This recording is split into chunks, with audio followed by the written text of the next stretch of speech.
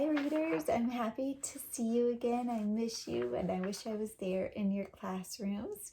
But I do have a really beautiful story to share with you today. It's a folk tale. It's called The Princess and the Pea, retold and illustrated by Rachel Isadora. And if we know about retold, when someone says retold, that means the story has been told a different way by someone else. So it's a story that we know, and it's a folk tale, and a folk tale means that this story's been told many times and many different ways. So we're going to be reading that story, and we're going to do something to help us understand the story. And a way that you can help yourself understand what's going on in a story is by retelling it. If you're able to retell the parts of the story, then you understand it. And that's something that really good readers do. They understand what they're reading. If you're having trouble retelling a story, then chances are you didn't really understand it. So you might want to read it again, listen to it again, because then you'll probably understand it a little bit better. So a way to check yourself to see if you're understanding what you read is to retell the story. And I'm going to show you how I can sort of stop and check at different points in the story and retell the story to make sure I understand as I'm reading. If I can retell the story, then I keep on reading. If I'm having trouble retelling the story, then I'm going to stop. And reread it. So a retelling is what good readers do. Good readers can retell a story. A good retelling will include the characters, the setting, the problem, and the solution. And it'll be in order from beginning, middle, to the end. So that's what a good retelling has. It talks about the characters and the setting as you're retelling it. It will certainly include the problem and the solution, and it will be in order from beginning to the end. Okay, so as I'm reading this story today, The Princess and the Pea, we're going to think about stopping at different points and retelling parts of the story to make sure we understand it. As I'm reading, there are two really juicy words I want you to know about. The first one is horrible, and horrible means something is terrible, not good, you don't like it, it's awful. So horrible. It was a horrible day when I fell in a mud puddle. Horrible, terrible, not good. The next word is the word sensitive, and sensitive means that you can feel things easily. So you might feel it in your touch. You're sensitive, and you can tell when things are not feeling good to you or when they do feel good. So maybe something is like your shirt is scratchy, so your skin is sensitive. You can feel it. Or sometimes our feelings are sensitive, so your feelings might get hurt easily, or you might get mad sometimes when something happens. You're sensitive. You can feel it really easily. So be on the lookout for those two great words. So today, remember that we're going to be retelling this story, and I'll be retelling to show you if I'm understanding different parts of the story as we go. So The Princess and the Pea, retold and illustrated by Rachel Isadora. And this is an African folk tale, an African version of The Princess and the Pea, if you've ever heard that story. All right. Once there was a prince.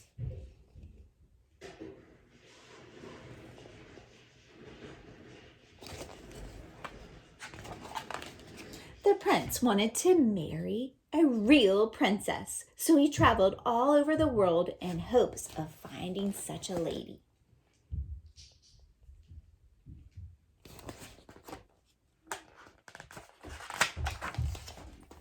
He met many princesses, but it was difficult to tell whether they were real ones.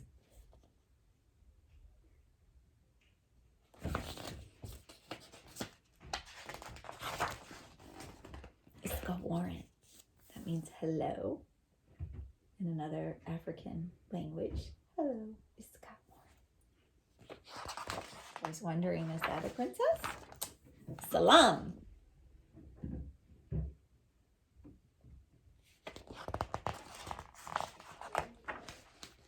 Jumbo Harabari. Another hello. So far in this story, we can sort of think about what was the story about so far. Let's see if I can retell what happened in the story.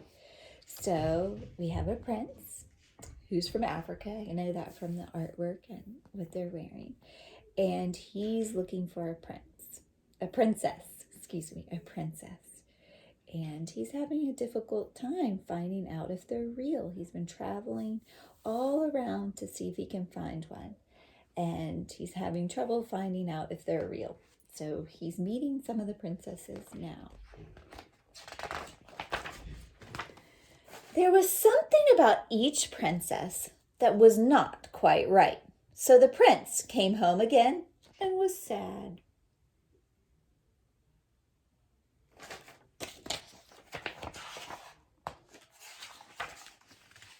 So that was the problem, right? He's sad because he can't find a princess.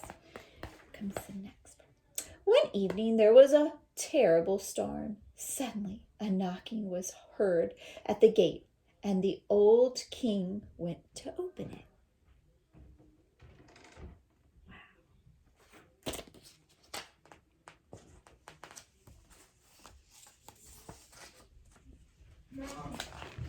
There was a princess standing at the gate, but good gracious, what a sight the rain and the wind had made her look.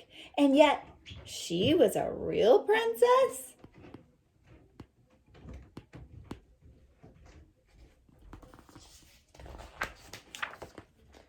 Oh, we shall find out if she is real, said the queen. So she went into the bedroom, where she laid a pea upon the bedstead. Then she took 20 mattresses and laid them on the pea, and then put 20 feather beds on top of the mattresses. So let me retell what happened so far in this next part. So the prince met all of those princesses, and he was sad because there was something not quite right about them. So he's sad. And then one day, there's a terrible storm, and a princess comes knocking. But he does not believe she's a princess because she looks quite a sight, as in the words of the book. She is quite a sight. That means she looks crazy, probably because of the rain, right? So the queen has an idea. We're going to find out if she's a princess. We're going to find out. So she gets a pea and puts it under a lot of mattresses. So let's see what happens next. On this, the princess had to lie all night. She goes up to the top. The next morning, the princess was asked how she slept. Oh, very badly, said the princess. I scarcely closed my eyes all night. Heaven only knows what was in that bed, but I was lying on something hard. So now that I'm black and blue all over. That's horrible, said the king.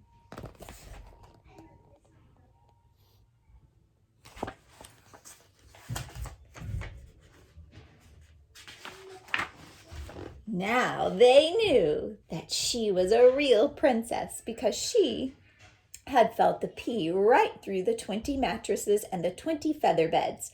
Nobody but a real princess could be as sensitive as that.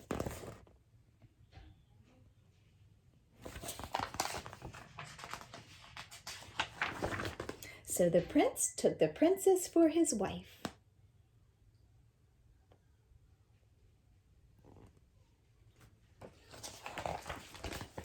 The pea was put into a museum where it may still be seen if no one has stolen it. There, that is a true story.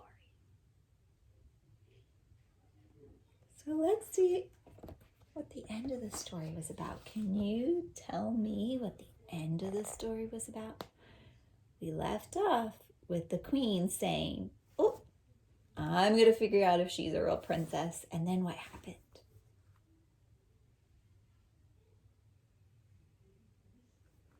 Did you say she went up to go to bed? And the next morning she woke up and said she slept terribly. She slept horribly. Because, why? She was black and blue. Something hard was in the bed.